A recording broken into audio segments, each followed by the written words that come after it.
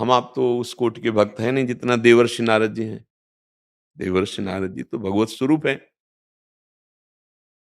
इनके हृदय में एक बार ब्याह करने की इच्छा जागृत हो गई। बड़ा प्रसंग है। और वो सुंदर राजकुमारी विश्वमोहिनी भगवान की साक्षात माया ही थी।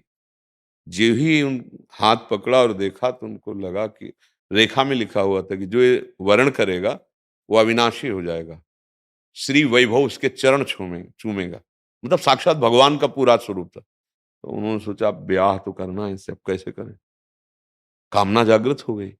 अब इसकी पूर्ति तो हरि करेंगे, क्योंकि हरि के सिवा मेरा कोई है नहीं।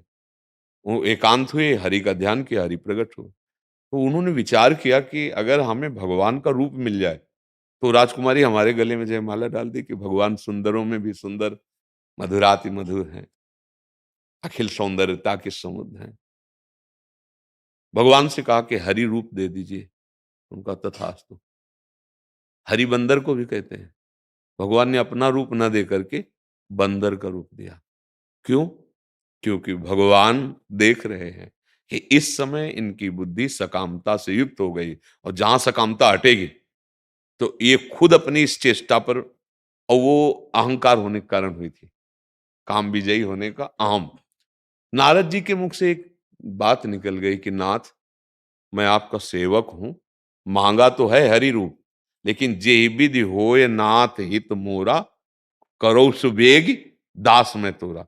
मांग तो अपनी रख दी, लेकिन एक बात बहुत जोर की कही कि जिस तरह से मेरा हित हो, ब्याह में हित हो तो ब्याह करवा देना, और ना हो तो आप ऐसे।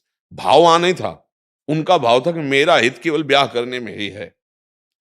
अब जैसे हमारा हित हो जाए वैसे आप कर दो। हित हुआ था, लेकिन अर्थ इसका ऐसा निकलता है कि मैं मांगू कुछ भी, पर जिसमें मेरा हित हो। तो भगवान ने उत्तर दिया था कि हित ही नहीं, जे विधि हुई है परम हित, नारद सुनो तुम्हारा। भगवान ने बंदर को रूप दिया, राजकुमारी ने देखा ही नहीं। वो बार बार उठ करके इधर से उधर राजाओं के बीच में बैठते, राजकुमारी देखती ही नहीं। और इतने में भगवान आए राजकुमार के रूप में, जयमाला डाली और हाथ पकड़ा। अब नारद जी को बहुत ही क्लेश हुआ, क्योंकि कामना जागृत हो चुकी थी। अब कामा संजायते क्रोधा, क्रोधा स्मृति विभ्रमा स्मृति भ्रंशात बुद्धिनाशो बुद्धिनाशात प्रणश्यति। वो वैसे ही गुस्सा में बैठे थे कि शिव पार्षदों ने कहा, बहुत रूप का गुमान है, थोड़ा देख तो ले तुम्हारा रूप कैसा है। इसलिए राजकुमारी तुम्हारी तब देखी नहीं। तो जे ही उसमें जल में देखा, मरकट बदन भयंकर दे। हमारे साथ छल किया भगवान ने। देख लो, इतने बड़े भक्त के अंदर भी भगवान के प्रति आ गया ऐसा भाव, कामना ऐसी चीज है। छल किया। हम मांगा था हरि रूप, दे दिया बंदर का रूप। अभी जा रहे हैं, भले भवनव वायन दीन्हा, पाओगे फलापन कीन्हा। आज तुम्हारा नारद से पाला पड़ा है। अपने आराध्य देव को कह रहे हैं, आज मैं। अब बढ़े आगे तो देखा कि राजकुमार बने वही हरि थे। हाथ पकड़े बातचीत करते जा रहे थे। अब और आग लगी कि जिंदगी में इनसे कुछ नहीं मांगा, पहली बार दुल्हन मांगा तो वो भी ले लिए एकदम। भगवान के समीप गए और कहा, तुम हमारे साथ छल किया। भगवान मुस्कुरा दिए।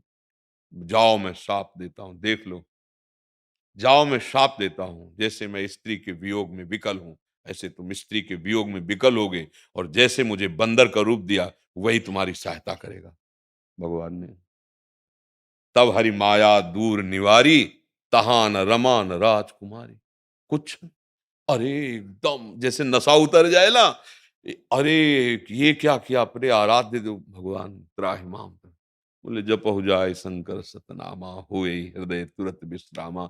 शिव का अपराध करके आयो ना, भाव दूषित करके कि ये तो काम पर विजय नहीं की, क्रोध के द्वारा जला दिया, मैं तो काम विजयी हूं, इसीलिए हमसे कहने, किसी से कहना नहीं।